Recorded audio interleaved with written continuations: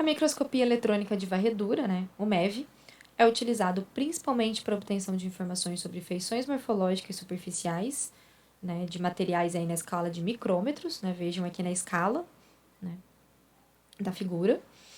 Né? Então, a gente consegue ver feições de intercrescimento, de geminações, texturas e relações de reação entre os minerais. Né? Então, aqui, por exemplo, a gente consegue ver o hábito, né? Esse hábito lamelar, a gente consegue ver a forma hexagonal, então a gente já consegue pensar em simetria, em célula unitária. Né?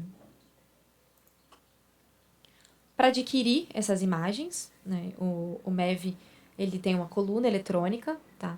Estou circulando aqui para vocês, no qual um feixe um feixe focalizado de elétrons.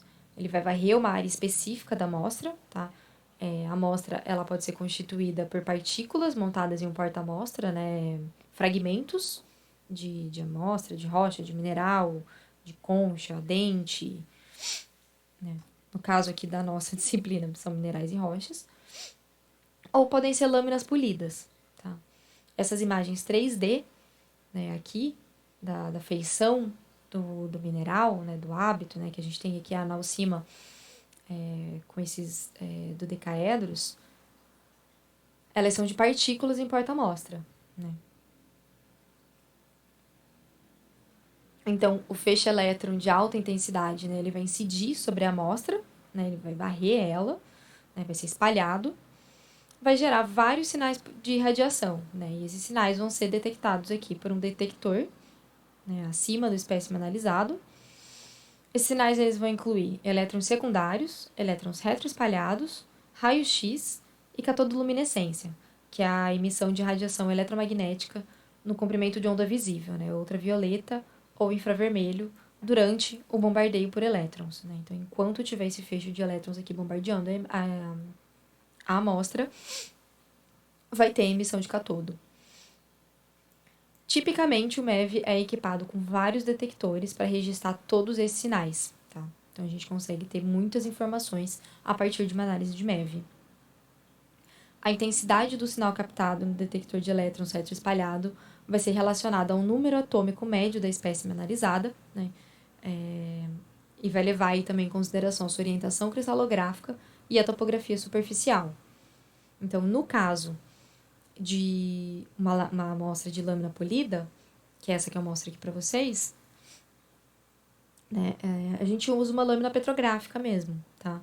Ela é só impregnada com metal condutor, tá? É platina, ouro, tá? Ela é... Por ser uma imagem polida, ela não vai dar essas imagens tridimensionais, né? Essas imagens bonitas do MEV, tão características. Mas elas ainda assim fornecem informações muito importantes, especialmente quando a gente faz uma análise chamada de MEV-EDS. EDS é espectroscopia por energia dispersiva.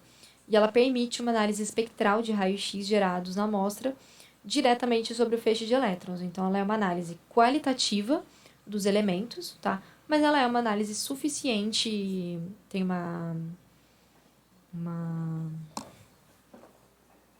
precisão suficiente que permite também a identificação de minerais desconhecidos. Tá? Então, o MEV ele produz as imagens de alta ampliação, né, de alta resolução, e o EDS identifica a assinatura de emissão e a absorção de elétrons, indicando qual o elemento presente. E o método, né, de apresentação desses resultados é assim, né? A gente tem a imagem, essas cruzinhas aqui, esses maisinhos indicam o lugar onde foi feito a análise, né? Então, você consegue fazer uma análise pontual da composição do mineral, tá? Então, você consegue escolher o lugar do mineral, se a borda ou se o centro, tá? E tem que sempre estar indicado, né, onde que foi feito o EDS. E aí a gente tem aqui os picos, né, com as intensidades, e eles que vão indicar os elementos, né? E aqui no caso eles também são expressos em óxidos. Então aqui a gente tem 4 análises, né? A gente tem 4 picos de intensidade, né? E aqui são os elementos que foram detectados, né? Então para cada análise foi feita em um mineral diferente, né? Mostrando aqui as composições químicas diferentes. É com base nisso que a gente vai identificar o mineral, né? Então aqui só para mostrar para vocês, né? Identifiquei esse mineral como sendo uma biotita, tá? Daí você vem aqui no 002 e você vê.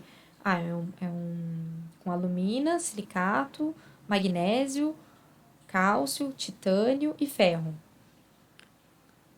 Quando você bate o olho assim, em alumínio, silicato, magnésio, ferro e potássio, você já desconfia de algumas coisas, tá? E aí você acaba comparando também com o banco de dados e vendo quais são os valores esperados para cada mineral, tá? Isso tem no esse livro, por exemplo, né? Ele tem para cada mineral uma composição química esperada e valores, tá? E aí você compara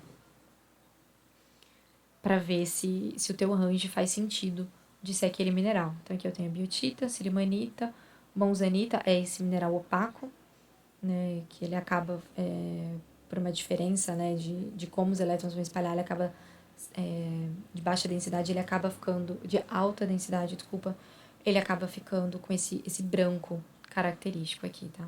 E a cianita. Um outro tipo de análise, também quantitativo pontual, é a microsonda eletrônica, né? Ela é um equipamento utilizado para análises composicionais quantitativas para identificação e determinação da porcentagem de elementos em volume muito pequeno de mineral, de liga metálica e de materiais diversos, tá? Então, o que a gente faz é a gente também seleciona pontos específicos do cristal que eu quero ver a composição, né? Esse aqui são duas imagens de catodoluminescência de plagioclásio ozonado, tá? Essas diferenças de cor que estão mostrando aqui no mineral, né? Ora, um amarelo, laranja, rosa, eles estão indicando composições diferentes, tá?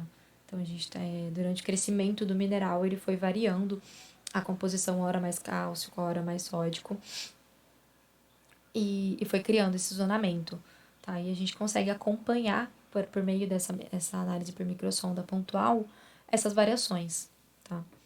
Então, em vez de obter a média da composição química total de uma amostra, que é o que a gente faz na fluorescência, né? A gente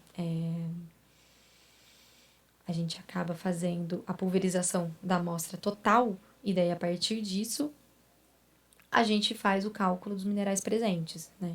Na microsonda eletrônica, a gente consegue medir quantitativamente a composição química in situ, né?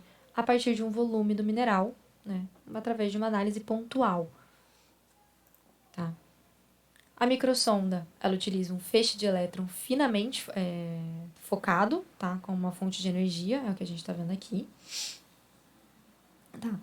Um filamento de tungstênio aquecido vai emitir os elétrons livres dentro de uma câmara de alto vácuo no canhão de elétrons do equipamento, né? Então, é isso que vocês estão vendo aqui na imagem da esquerda, tá? Esses elétrons, eles são acelerados para baixo aqui na coluna, né? O filamento de tungstênio fica sempre no alto, tá? E eles são acelerados, a exemplo da difração de raio-x, por uma diferença de potencial aí entre o filamento e a amostra-alvo, né? Então, como eles atingem a amostra numa alta velocidade, eles penetram na amostra em uma profundidade maior, tá? Uma profundidade aproximadamente aí 3 vezes maior do que o diâmetro de feixe de elétrons irradiado, tá? Que é o que está mostrando aqui nessa imagem da direita.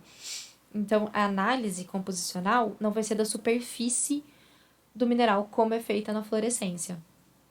Tá, acabei não falando isso para vocês. Mas na fluorescência, os raios, eles atingem só essa parte mais superficial da pastilha, só essa parte mais superficial da pérola fundida, tá? Então, na microsonda, não, tá? O feixe acaba penetrando aqui em profundidade, então é por isso que ela é dita uma análise feita em pequeno volume de amostra, e por isso que ela consegue ser tão pontual. Nesse pequeno volume de amostra analisado, os elétrons incidentes, né, de alta energia também vão deslocar elétrons das camadas mais externas.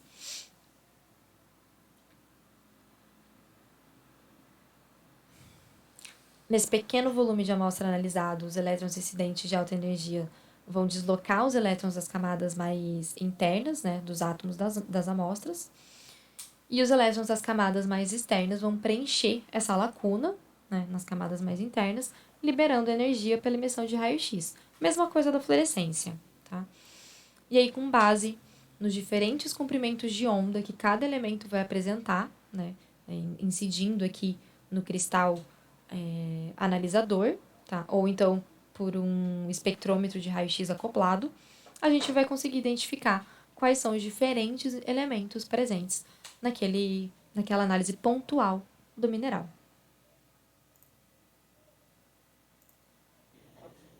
E para finalizar essa aula, eu vou apresentar para vocês o microscópio eletrônico de transmissão, né, chamado de MET.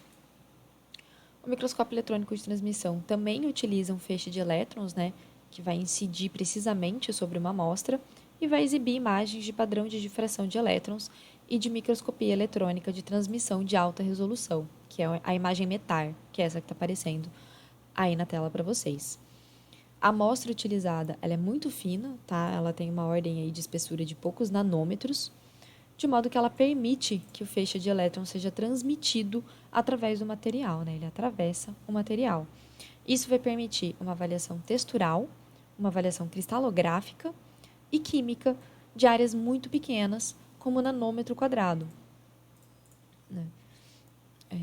Então, a gente consegue identificar feições separadas por até 1,4 angstroms, né? Então, o MET ele é muito utilizado para elucidar estruturas que a gente não consegue avaliar por difratometria de raio-x, por exemplo, né? A gente consegue ver padrões de exsolução, defeitos estruturais no posicionamento de átomos, né? O que a gente está vendo aqui nessa imagem é um padrão metar de biotita, né? Então, são lamelas de tetaedros de sílica intercalados com os octaedros de ferro de magnésio, né?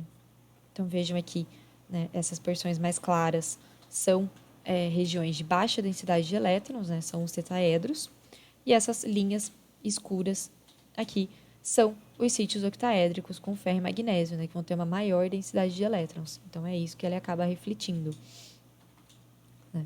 E a gente consegue ver também questões de tamanho de célula unitária, posicionamento dos átomos na célula unitária, esse padrão estrutural, né? A gente consegue ver que na difração de raio-x a gente não tinha, por exemplo.